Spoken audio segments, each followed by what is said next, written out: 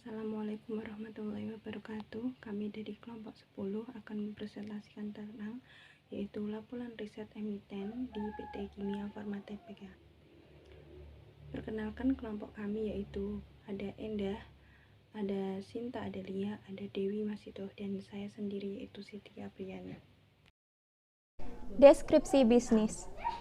PT Kimia Farma merupakan salah satu badan usaha milik negara Republik Indonesia yang bergerak di bidang usaha penyediaan jasa dan produk layanan kesehatan pada bidang industri kimia, farmasi, biologi, dan kesehatan.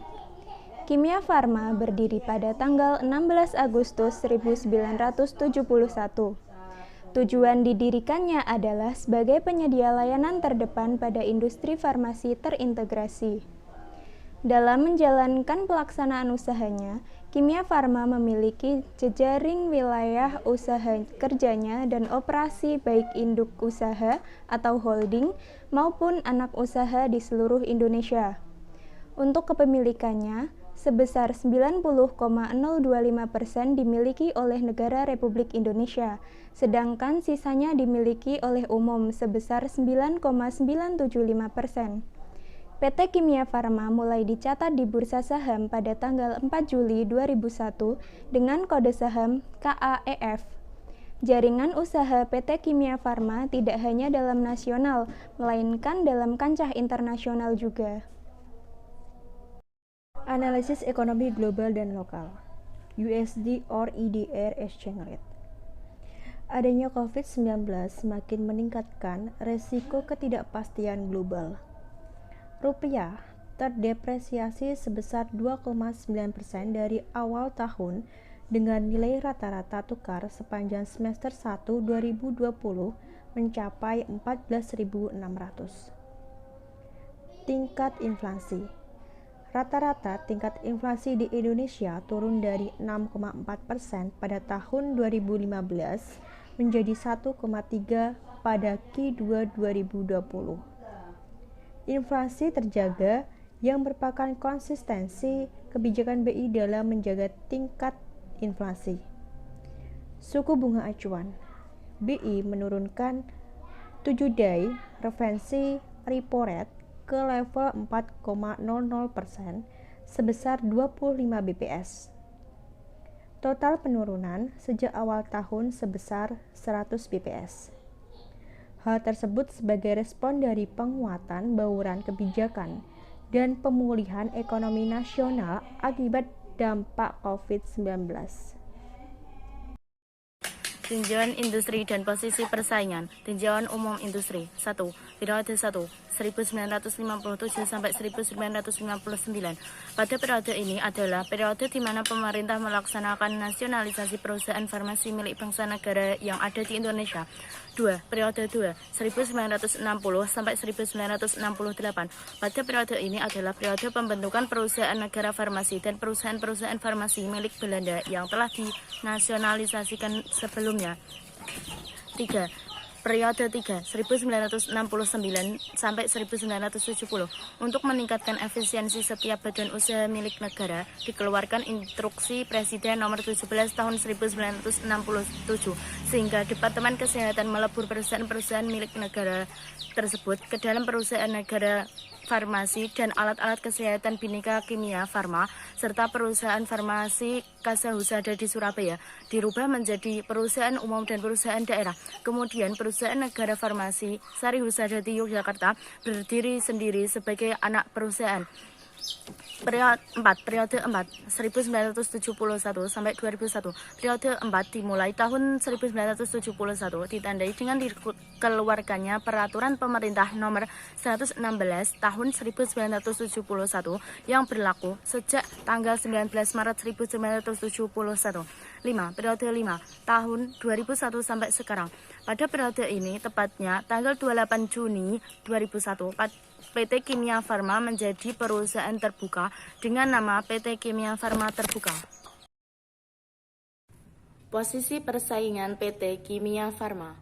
Berdasarkan hasil penelitian dan pembahasan yang dilakukan oleh penulis telah melalui serangkaian proses analisis yang meliputi perhitungan, interpretasi, perbandingan, dan penyimpulan, maka diperoleh beberapa gambaran tentang kinerja keuangan perusahaan selama periode 2003 sampai 2005. Kesimpulan yang telah diperoleh tersebut dapat digunakan untuk mendukung perencanaan, pengambilan keputusan, dan kebijakan manajemen perusahaan yang secara keseluruhan dimaksudkan untuk memperbaiki kinerja perusahaan di masa depan.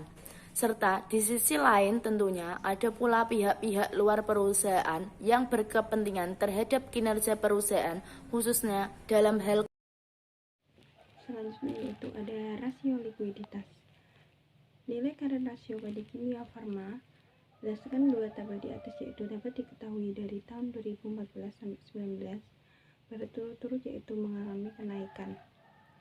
Pada tabel di atas diketahui bahwa nilai current ratio yaitu pada PT Kimia Farma dalam keadaan likuiditas atau perusahaan tidak baik yang dilihat dari hasil perhitungan current ratio yaitu dengan angka aktiva lancar sebagai penjamin hutang lancar. Dan ada juga rasio profitabilitas yaitu nilai rasio profitabilitas PT Kimia Farma Tbk yaitu dengan menggunakan rasio net profit margin. Dan berdasarkan hasil perhitungan dapat diketahui bahwa ketiga rasio yang diuji menunjukkan hasil yang tidak efisien yaitu pada kinerja perusahaan. Dan pada pertimbangan di atas dapat diketahui bahwa NPM pada tahun 2014 tidak mengalami kenaikan yaitu hingga tahun 2018. Valuasi dan rekomendasi. Untuk menentukan harga saham, di sini kami menggunakan metode DDM, Dividend Discount Model, dan menghasilkan nilai intrinsik KAEF sebesar Rp1.866, sedangkan harga penutupan saham pada tanggal 20 Juli 2020 sebesar Rp1.375 dan kenaikannya mencapai 36%. Kami merekomendasikan Anda untuk membeli saham PT Kimia Farma Tbk karena harga sahamnya termasuk undervalue dan layak untuk dibeli. Alasan lainnya yaitu 1. Harga saham terus melonjak. 2. Analisis teknikal saham KAEF yang baik sehingga pendapatan yang dicetak Kimia Farma cenderung meningkat tiap tahunnya. Yang ketiga, bergabungnya dalam holding farmasi BUMN. Yang keempat, PT Kimia Farma akan menjadi distributor vaksin corona. Risiko investasi. Yang pertama, risiko nilai tukar mata uang. Exchange rate risk yang disebabkan oleh fluktuasi nilai tukar uang di suatu negara terhadap negara lain. Yang kedua, risiko pasar. Adanya sistemen terhadap pasar keuangan. Yang ketiga, risiko suku bunga. Adanya perubahan suku bunga yang dapat mempengaruhi pendapatan investasi. Yang keempat, risiko likuiditas. Terjadinya kesulitan dalam menyediakan uang tunai dalam jangka waktu tertentu. Tata kelola perusahaan. Tata kelola perusahaan dibagi menjadi 5. 1. Transparansi. A. Prinsip dasar keterbukaan dalam melaksanakan proses pengambilan keputusan dan mengemukakan informasi material yang relevan mengenai perseroan. B. Informasi yang diungkapkan perseroan. C. Prinsip keterbukaan yang dianut oleh perusahaan. 2. Akuntabilitas. A. Prinsip dasar kejelasan fungsi, struktur, sistem, dan pelaksanaan serta pertanggungjawaban organ perseroan. B. Akuntabilitas dalam perseroan didasarkan pada kewajiban individu atau organ perseroan. C. Perwujudan prinsip akuntabilitas dalam perseroan. 3. Pertanggungjawaban. A. Prinsip dasar kepatuhan terhadap peraturan perundang-undangan yang berlaku, memenuhi tanggung jawab terhadap masyarakat dan lingkungan. B. Sebagai agen ekonomi yang berkepentingan dengan kelangsungan usahanya, prinsip pertanggungjawaban diwujudkan oleh perseroan. 4. Kemandirian. A. Prinsip dasar pengelolaan perseroan dan pengambilan keputusan. B. Perwujudan prinsip kemandirian perseroan. 5. Kesetaraan dan kewajaran. A. Prinsip dasar pelaksanaan kegiatan perseroan yang memperhatikan kepentingan pemegang saham dan stakeholders. B. B. Prinsip ini diwujudkan dengan cara memberikan perlakuan yang setara dan wajar kepada setiap stakeholders. Sekian presentasi dari kelompok 10.